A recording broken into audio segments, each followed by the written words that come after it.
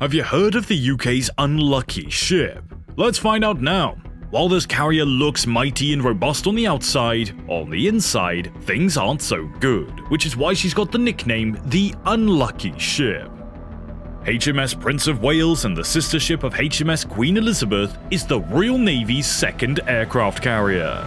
This aircraft carrier is like a red-headed child just out of wedlock that nobody wanted, but they couldn't get rid of her. Welcome to Military Knowledge, and watch the video until the very end.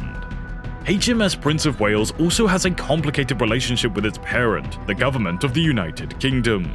In 2010, as part of the Strategic Defence and Security Review, however, the Navy had already ordered 2 carriers by that time.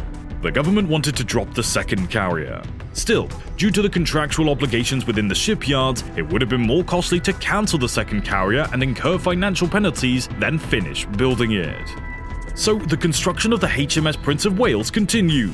The government had decided to either sell her to an ally country or mothball the carrier immediately. That is, immediately retire her and place her in the reserve fleet.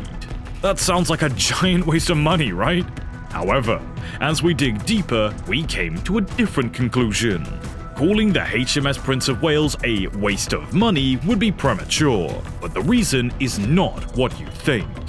As the construction of the HMS Prince of Wales continued, she was destined to be adopted by an ally country or put into early retirement. But in 2014, the carrier's parents started having second thoughts. During the 2014 NATO summit, Prime Minister David Cameron proclaimed that the carrier would be commissioned, rather than sold or mothballed. In December of 2019, just a few months before the HMS Prince of Wales was to be commissioned, there were ongoing calls to mothball her yet again.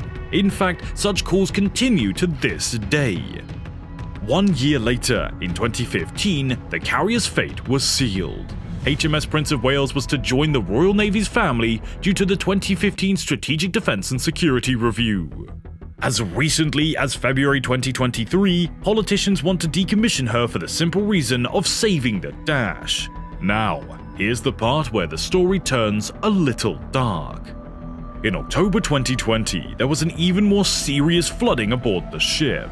The electrical cabinets in one of the engine rooms were submerged for over 24 hours.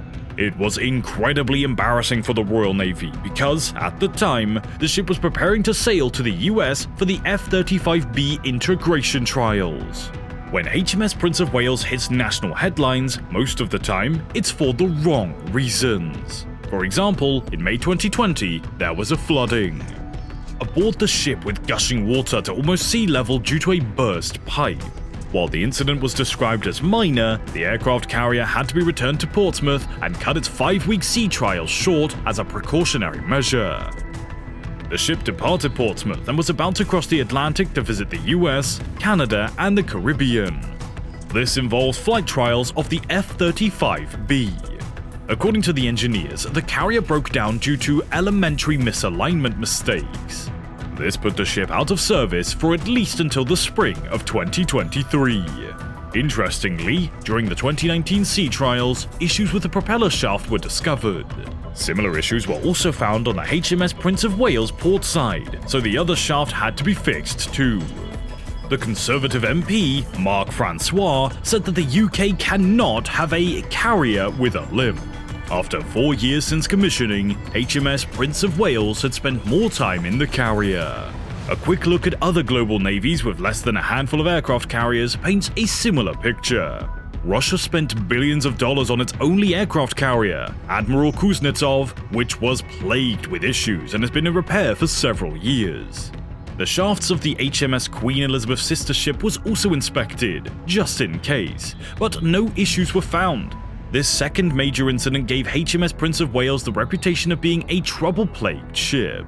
Some sailors called her an unlucky ship, especially since her sister ship, the HMS Queen Elizabeth, did not have the same issues with the shafts. The French spent 13 years building the nuclear-powered Charles de Gaulle aircraft carrier, which had many technical issues.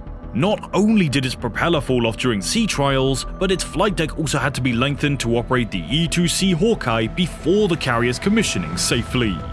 even Americans, who are leaders in aircraft carriers, had multiple issues with electromagnetic catapults, advanced arresting gear and weapons elevators in their newest class of aircraft carriers.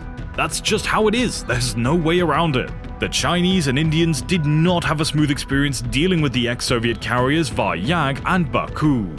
For example, India's INS Vikramaditya, which the Russians refurbished, was delivered 5 years late and at double the cost. Considering the Queen Elizabeth-class aircraft carriers were an entirely new design, issues are expected. Let's take a quick moment to remind you to subscribe to the channel and don't forget to hit that bell icon for regular updates. Also, like and share this video if you're enjoying. Building aircraft carriers after the experiences of the HMS Hermes and HMS Invincible during the Falklands War is a testament to that. With a projected service life of 50 years, both Queen Elizabeth-class carriers represent excellent value for money. Unlike nuclear-powered carriers, British carriers are conveniently powered, meaning they must frequently be refueled at sea. But aside from the smaller price tag, they can enter ports and areas where American nuclear-powered supercarriers are not allowed. They are multi-purpose platforms that can be upgraded and improved throughout their lifetime. And these British carriers are not even that expensive. A Queen Elizabeth-class carrier costs 1/4 of an American Ford-class carrier. It should be clear by now that if the British Armed Forces don't receive more, the neck of the HMS Prince of Wales comes in. The perfect candidate to be sunk, cut. Remember when I said this was an unlucky ship? Well, the British Army is currently the smallest it has been in 4 centuries. Back in January of 2023, a senior US general stated that the British Army was no longer regarded as a Tier 1 force. They continued to say that it barely qualifies as a Tier 2. At the same time, the Royal Navy is less than half the size it was during the Falklands War.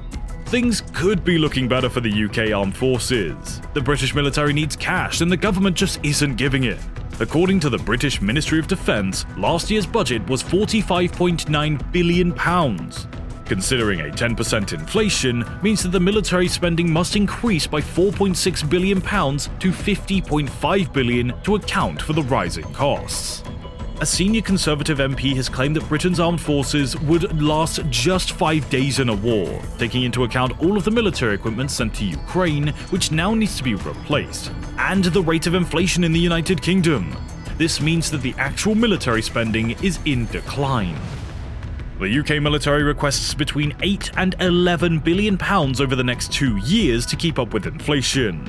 Yet, under the current plans, the UK government only wants to raise its defence budget by £700. Multiple other signs suggest that the Royal Navy struggles to afford its aircraft carrier fleet. It's about the aircraft carrier and the strike group, support ships, and aircraft. Stay tuned to our Military Knowledge channel for more such regular exciting updates. We'll see you in the next upcoming video.